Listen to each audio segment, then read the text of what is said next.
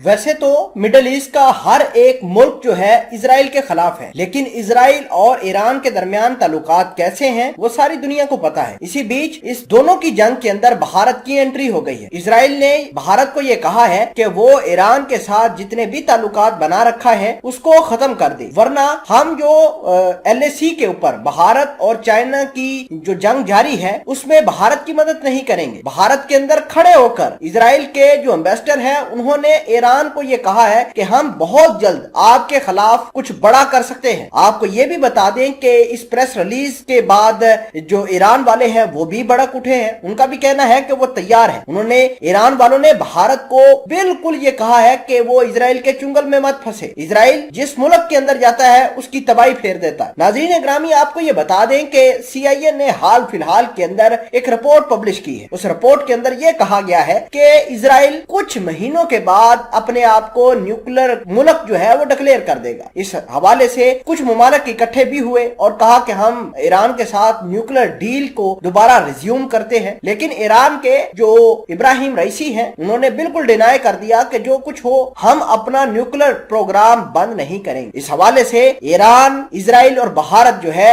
एक जंग की सिचुएशन में आ गए हैं। भारत किस तरह इजराइल की मदद कर रहा है ताकि वो ईरान के न्यूक्लियर पावर प्लांट्स के ऊपर अटैक कर दे, ये भी आज की इस वीडियो में हम डिस्कस करेंगे। छोटी सी गुजारिश है कि आप हमारा YouTube चैनल हसनाट टीवी को सब्सक्राइब करके पास मौजूद घंटी के निशान को दबा लें ताकि लेटेस्ट न्यूज आप तक बर वक्त पहुंचती रहे। सबसे पहले मैं आपको ये बताना चाहता हूं कि पिछले दिनों इजराइल ने UAE की एयरफोर्स के साथ बहुत बड़ी मिलिट्री ड्रिल की और मिलिट्री ड्रिल में अमेरिका भी साथ मौजूद था, भारत भी साथ मौजूद था। इसका मतलब यह है कि 4 मुल्कों ने इजराइल के साथ मिलकर ईरान के खिलाफ मिलिट्री ड्रिल करी है और ईरान ये भी जानता है कि भारत इजराइल की मदद कर रहा है ताकि इजराइल ईरान के न्यूक्लियर पावर प्लांट के ऊपर अटैक कर दे। फिलहाल के लिए आपको ये बता दें कि इजराइल ने अलल ऐलान कहा है कि हम ईरान के न्यूक्लियर पावर प्लांट्स के ऊपर अटैक करने के लिए आ रहे हैं। दिल्ली के अंदर खड़े होकर इजराइल के जो एम्बेसडर हैं उन्होंने प्रेस रिलीज जारी की कि हम ईरान को सरप्राइज देंगे। ये बात खबर जैसे ही निकलकर सामने आई तो ईरान के आला हुकाम ने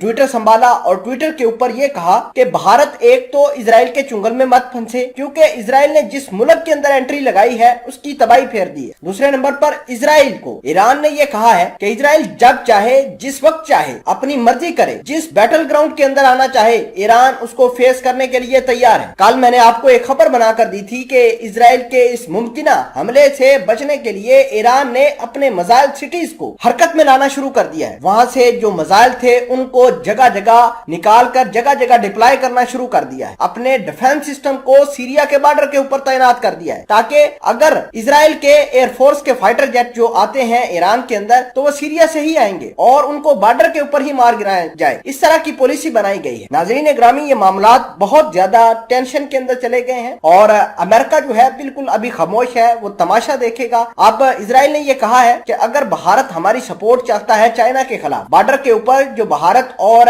चाइना के दरमियान स्टैंड ऑफ है, इजराइल उसी वक्त में भारत की मदद करेगा जब भारत ईरान के साथ ताल्लुकात तोड़ेगा। तो ये भारत के लिए बहुत बड़ा सेटबैक हो सकता है।